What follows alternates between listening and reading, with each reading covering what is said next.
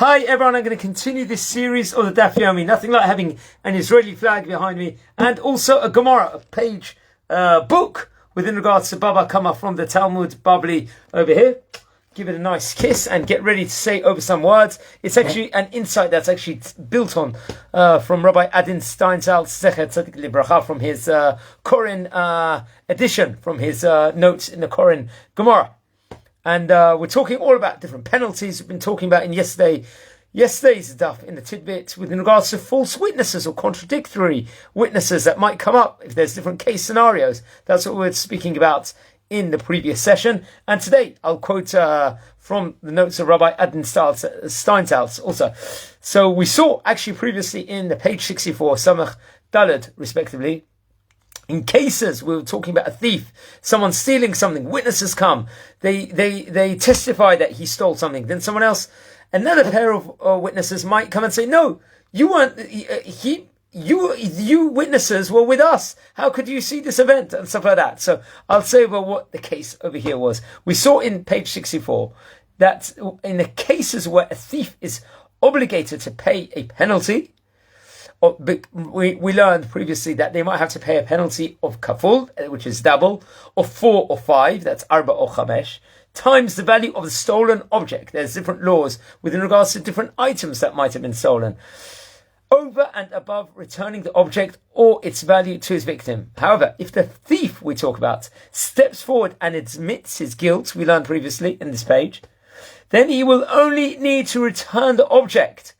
or to pay back its value. He will not have to pay the penalty. This, if he admits his guilt, he puts up his hand, he's a man, and he says, look, I stole it over here. I need to give this thing back, and he takes a humiliation upon himself. He won't get it. And in the language of the Gemara, modeh knas patur. This is what the terminology is actually called. So while this ruling is accepted by all the people, there is a difference of opinion whether this will be true even if other witnesses testify against him. A commentator, a great rabbi named Rav, believes that even if witnesses are found who can testify about this situation, once a thief has admitted his guilt, he is free from any obligation to pay the penalty over here. 4 or 5 or twice the amount over here. Seems like he only has to pay the value of it. Others, however, the key thing is there's going to be other Rabbanim that are going to disagree on this, and they will argue that his admission is not sufficient to free him from this double or quadruple or 5-fold penalty, since there were others who testified against him, because other witnesses came in at some stage in time. This is what's going to derail the process of him just having to pay the thing. So in this specific Gemara in today's stuff, on page 75, a rabbi of the name Rabbi Hamnuna actually limits Rav's ruling, the Rabbi Rav, only to cases where the accused person's admission obligated him in payment. If, however, his admission has no effect on what he would have to pay, it will not free him from the knas should witnesses appear.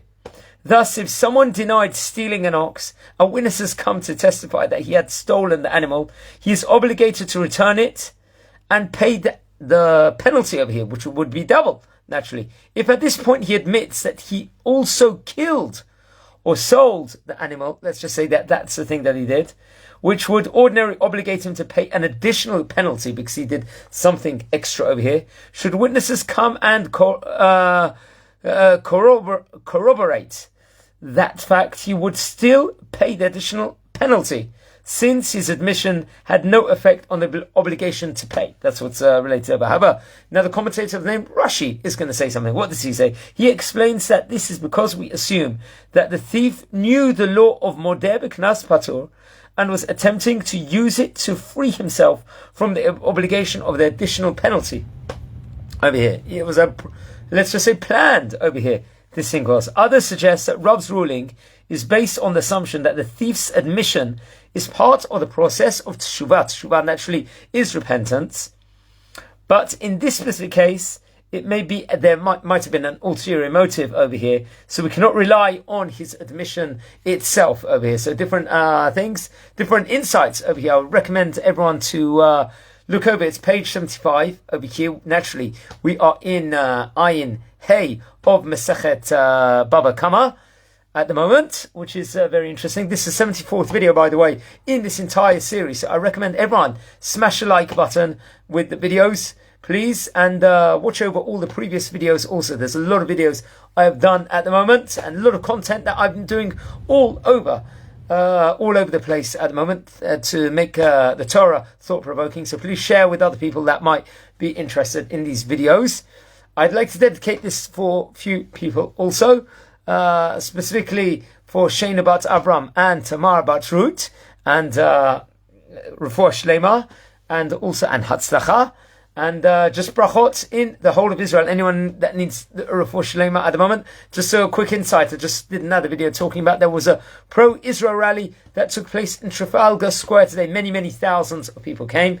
What's interesting was I think it was on the 4th or 5th of October, I was actually in Trafalgar Square and I did an Israel advocacy video over there reminding the people of what happened back in the year 2002 when so many people actually did turn up to Trafalgar Square and support Israel. Unfortunately, it's taken something drastic like this, and no one wanted this situation to happen. And it's 100 days also since hostages were taken into those terror dungeon tunnels in Gaza, and it's very worrying. So this is also dedicated for their safe, quick return immediately, and just safety and blessings here in Israel. So I'm wishing you a fantastic day and take care.